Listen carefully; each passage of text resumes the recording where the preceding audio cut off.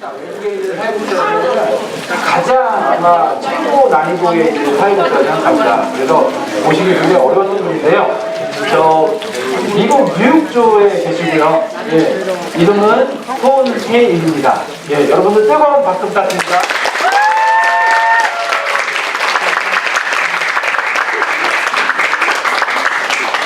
감사합니다. 이렇게 초대해 주시고 그 다음에 제가 가진 경험을 함께 나눌 수 있는 그런 기회를 주셔서 너무 감사를 드려요. 제 이름은 손혜인이고 그 다음에 오늘 그 프레젠테이션의 그 제목을 투두 리스트라고 제가 정해봤습니다. 투두 리스트는 이제 해야 할 일을 적은 목록을 얘기를 합니다. 저는 그 크리도와 주립정신병원 주정부에서 운영하는 장기 정신병원에서 근무를 하고 있고요. 제가 맡고 있는 일은 소셜 슈퍼바이저로서 일을 하고 있습니다. 이렇게 해야 되나요? 어디를 해야지? 예, 제가 일하고 있는 병원입니다.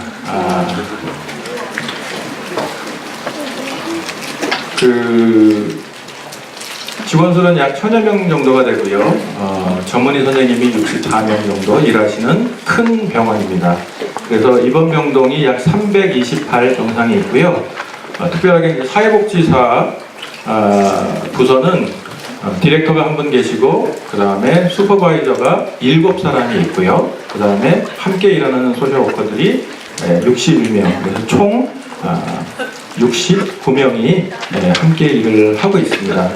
상당히 큰 병원이고요. 저희 병원에 입원하기 위해서는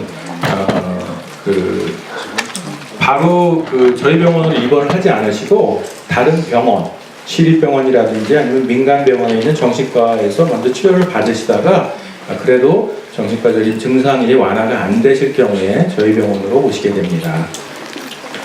저희가 속한 곳이 주정부 정신보건국입니다. 영어로는 Office of Mental Health라고 해서요. 일단은 조금 이렇게 한국하고 뉴욕하고 좀 비교해 보기 위해서 제가 몇 가지 이제 자료들을 넣어봤습니다. 뉴욕주 공무원은 2014년도에 통계에 의하면 약 15만 명 정도가 있습니다.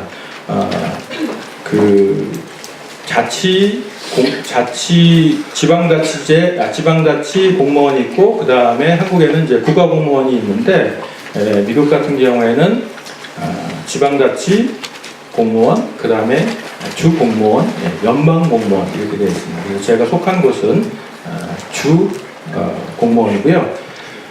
한국하고 다르게 공무원들이 많이 일하고 있는 곳이 좀 틀립니다. 제일 많이 일하는 곳이 교정국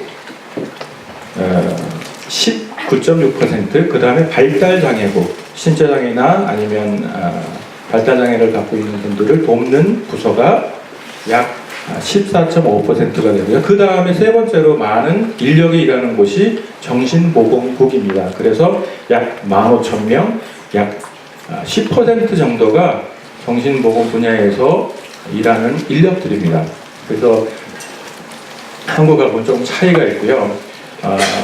예산을 비교해보면 뉴욕주가 2016년에 약 186조 원인데 16년 대한민국 예산이 386조니까 약 반배 정도가 됩니다. 그러니까는 조금 이렇게 뉴욕과 대한민국을 비교해 보기가 조금 이렇게 서로 비슷한 점이 좀 많아서 도움이 많이 될 거라고 생각을 합니다.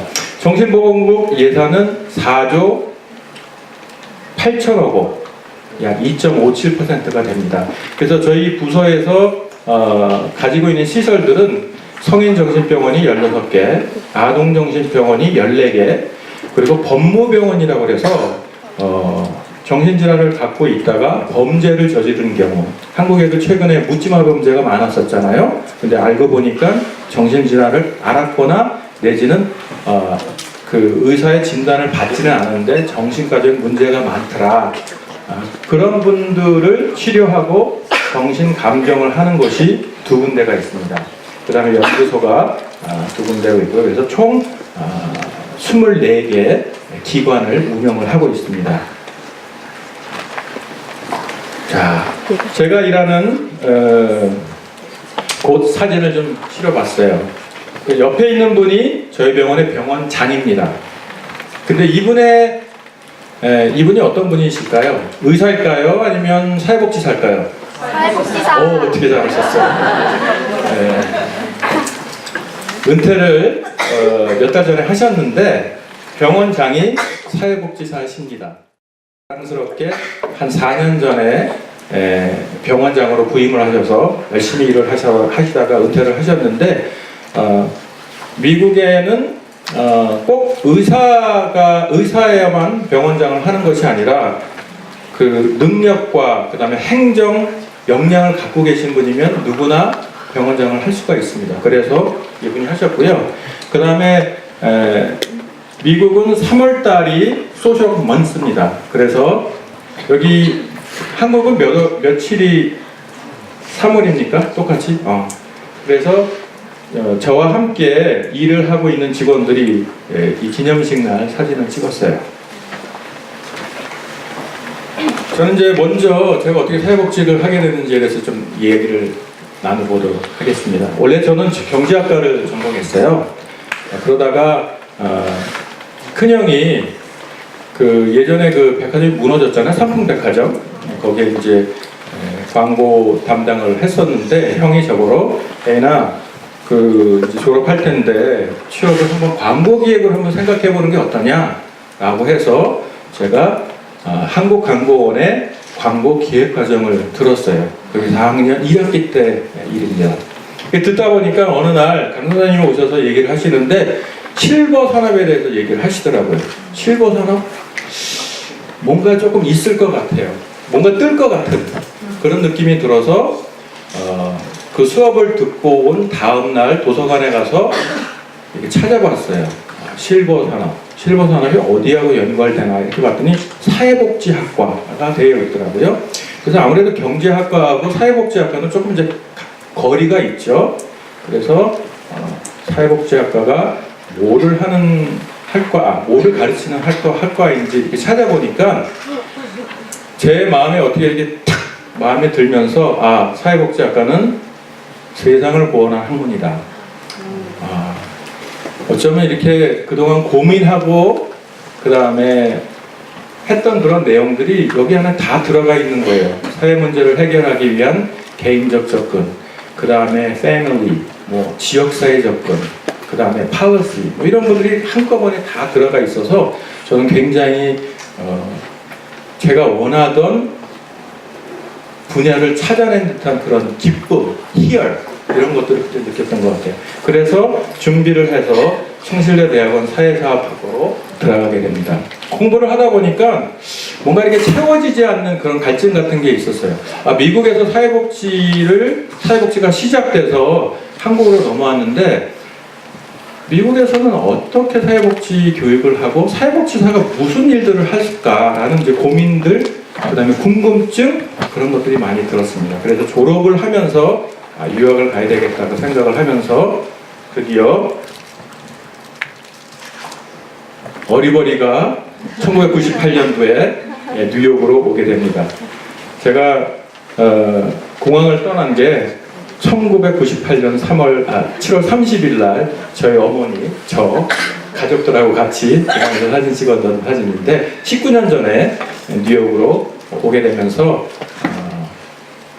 대학원을 입학을 해서 공부를 하게 됐습니다. 일단 함께 같이 공부했던 그부들입니다. 어느 날 날씨가 좋은 날 함께 가서 밖에서 이제 캠퍼스 사진을 찍자고 해서 같이 찍었는데요. 그러면서 1999년도에 대학원을 졸업을 하게 되었습니다. 자, 사회복지의 역사를 보면요, 사회복지 교육을 가장 먼저 시작한 학교가 컬럼비아 대학교입니다. 1898년 사회복지 교육을 시작을 했고요. 처음에는 자선 사업들을 하는 사람들을 모아서 여름 동안 교육을 시키기 시작하면서 그 교육이 체계화되면서 결국은 대학원 과정으로 커졌어요. 거기에 웹사이트에 들어가 보시면 모토가 이렇게 되어 있습니다. Makes make waves, move mountains, change lives. 변화를 만들자, 산을 옮기자, 사람을 바꾸자. 약간 좀 마음을 이렇게 뛰게 만드는 그런 표를 가지고 있는데요. 전공이 크게 4가지로 되어 있습니다. 그래서 고급 인상사회복지 실천, 그리고 고급 일반 실천과 프로그래밍, 정책 실천, 사회적 기업 행정. 그래서 전공이 4가지로 구분이 됩니다. 그리고 일하는 분야, 우리가 이제 필드라고 그러죠. 네, 거기에 보면 노년, 여기 앞에 노인복지 전공하셨다고 그랬잖아요. 노년, 그 다음에 현대사회 문제들, 그 다음에 가족, 청소년, 아동 서비스, 그 다음에 정신건강, 건강장애, 그 다음에 국제사회복지, 이민자 서비스, 6번째는 학교 기반 및 학교 연결 서비스. 그래서 전공을 하면서 분야를 선택하게 되어 있습니다.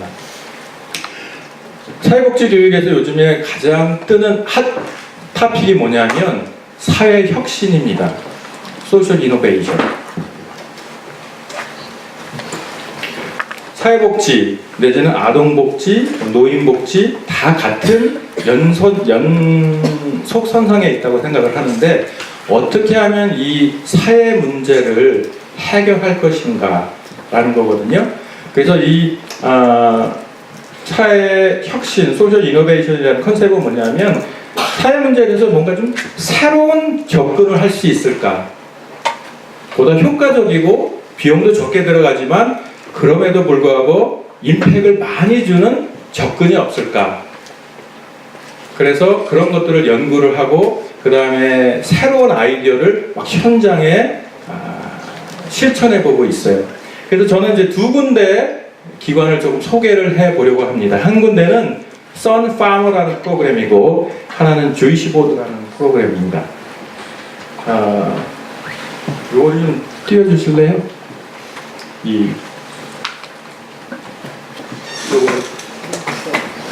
요거를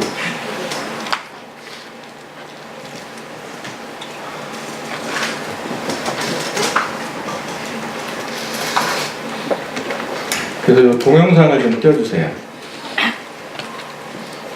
크게 만들어 주시고요.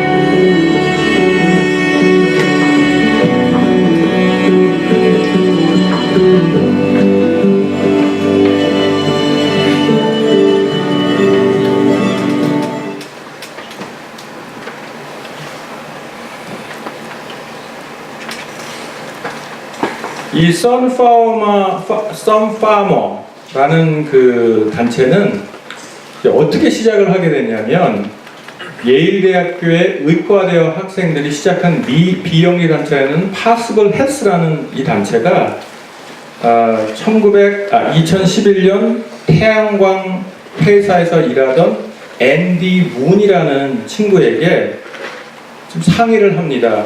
네팔에 의료시설들이 있는데 거기에 이 의료시설들을 돌릴 수 있는 전기가 없다.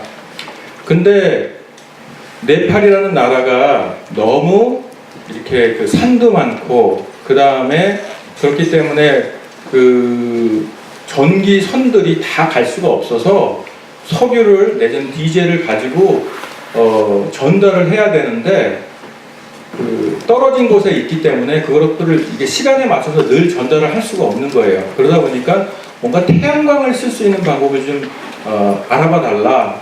그래서 시작을 하게 됐어요. 그 앤디라는 사람은 한국 사람입니다. 1.5세.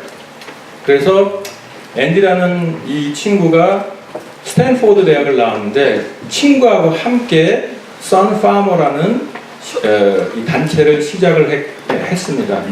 비영리 단체이고요. 제가 그때 이 앤디 문이 여기서 발표회를 할 때 저는 여기서 앉아서 듣고 있었어요. 그래서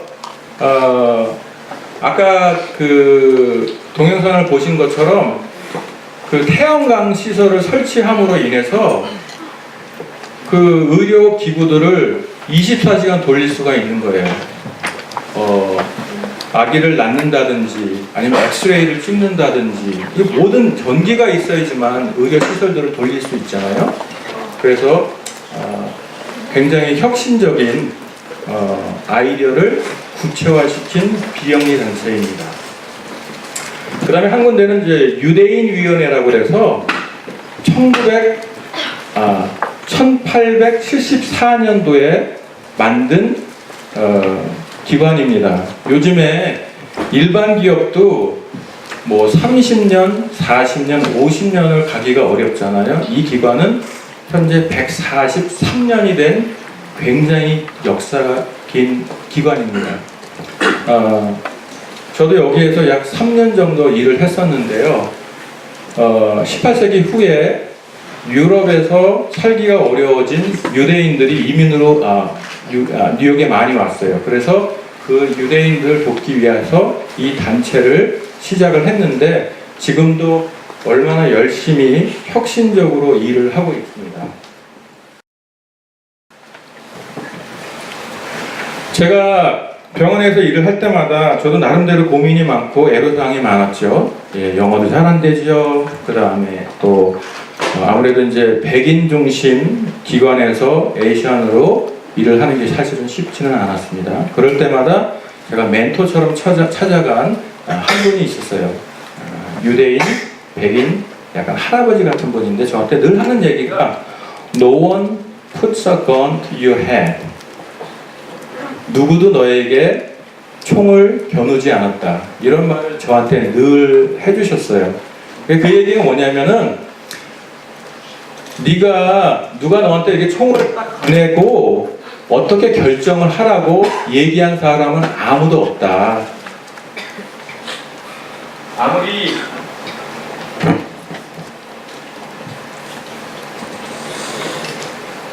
의사결정을 한 사람은 바로 남이 아닌 나다. 그러니까 네가 결정하는 거니까 네가 어떻게 결정하느냐에 따라서 세상이 달라지게 된다라고 얘기를 하면서 늘 이 얘기를 해주셨어요.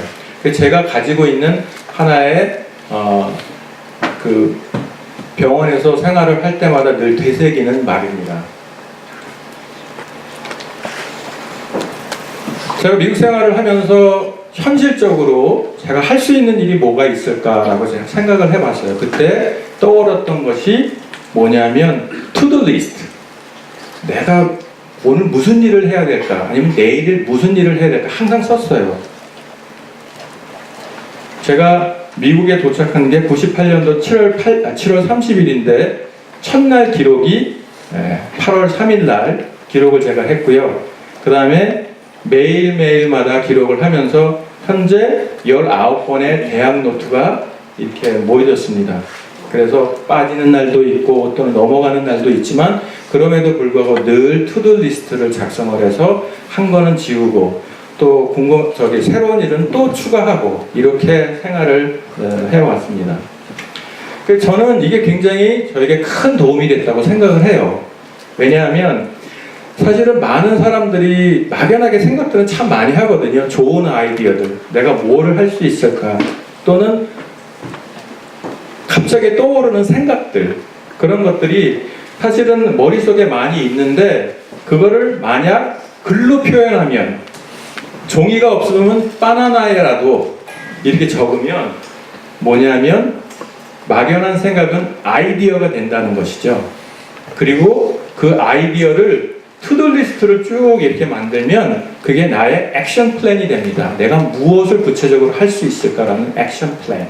그래서 저는 여러분한테 한번 이렇게 권하고 싶은 것이 이렇게 투두리스트를 노트에 적어보시면서 생활을 하시는 게 어떨까라고 생각을 해봅니다. 세계는 넓고 할 일은 많다. 그러나 준비는 필요하다. 막연하게 이제 저 밖에 나가서 좀 뭔가를 좀 해보고 싶다.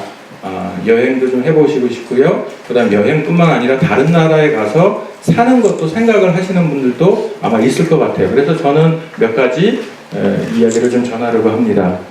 하나는 만약 미국에 가서 공부를 하시고 싶으신 마음이 있으시면 정말 이런 걸 좀 생각을 해보실 것 같아요. 한국은 대학교 수가 제가 찾아보니까 408개래요. 2016년 통계에.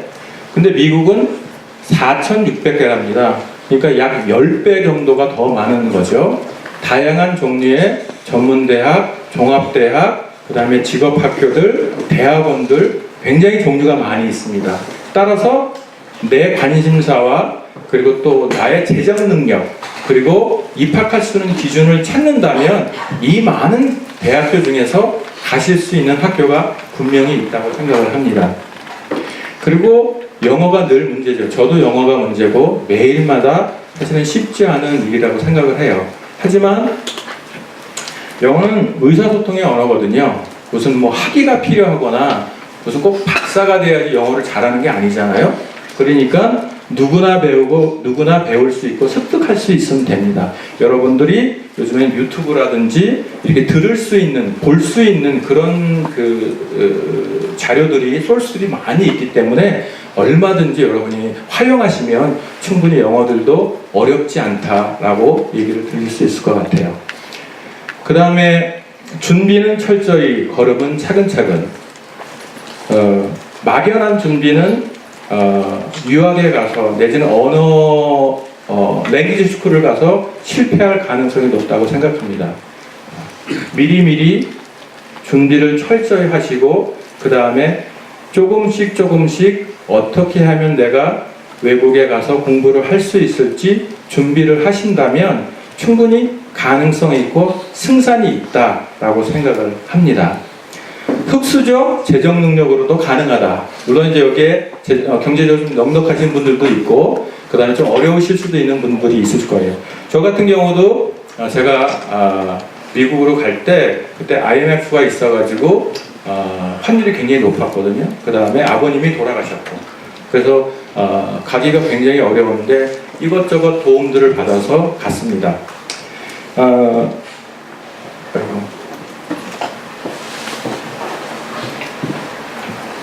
미국에는 학비가 저렴한 학교들이 굉장히 많이 있어요. 특별히 커뮤니티 칼리지 같은 경우에는 학비가 뭐 한국에서 학교를 다니는 비용이나 거의 비슷한 수준의 학비들을 내면서 다닐 수가 있습니다.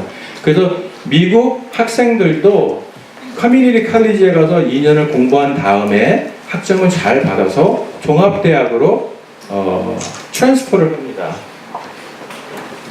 편입을 하는 거거든요. 그래서 그런 방법들도 가능하다라고 얘기를 드릴 수가 있어요. 그 다음에 분명한 목표의식과 문제 해결 능력이 열쇠이다. 내가 정말로 미국에 가서 내지는 해외에 가서 공부를 하고 취업을 하고 싶다라고 했을 때는 분명한 목표의식이 매우 중요합니다. 왜냐하면 외롭고 그 다음에 힘들고 자기와의 싸움인 생활이거든요. 그렇기 때문에 분명한 내 목표의식이 없으면 좌절하고 다시금 돌아올 가능성이 높아져요. 그리고 새로운 환경에서 문제를 해결해 나가는 과정이기 때문에 문제 해결 능력이 매우 중요합니다.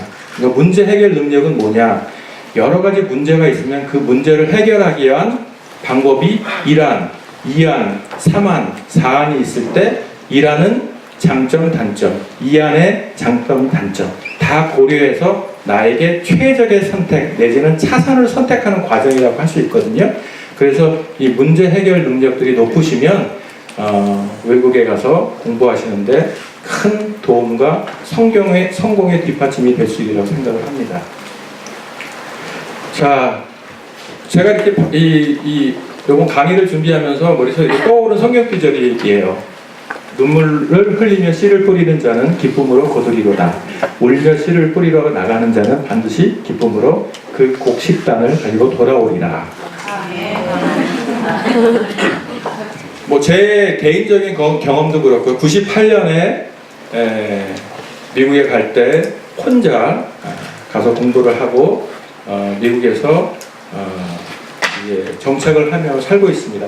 개인적으로 또 한 가지를 더 얘기를 하면 사실은 작년에는 장관이 임명하는 임명직 포지션에 있었어요. 그래서 병원에 부원장을 하다가 건강상의 문제로 다시 옛날 병원으로 다시 돌아왔어요. 그래서 작년까지만 해도 한국인 중에서는 정신보건국에서 가장 높은 자리에서 일을 했었습니다.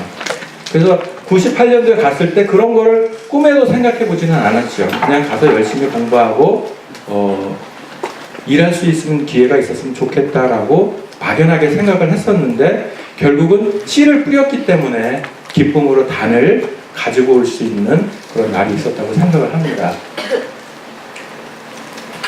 예, 저희 프리젠터는 여기까지입니다.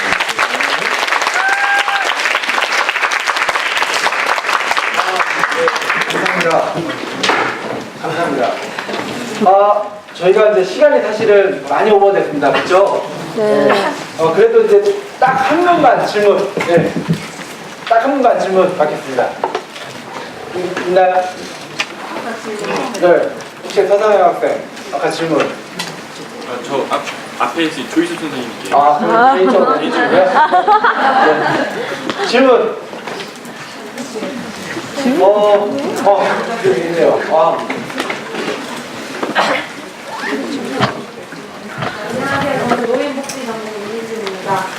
강연 정말 읽지 못할 것 같은데 저희 학생들이 예를 들어 기술에서 사회복지사가 되면 어떤 걸 좀 기능적으로 배워야 하는지.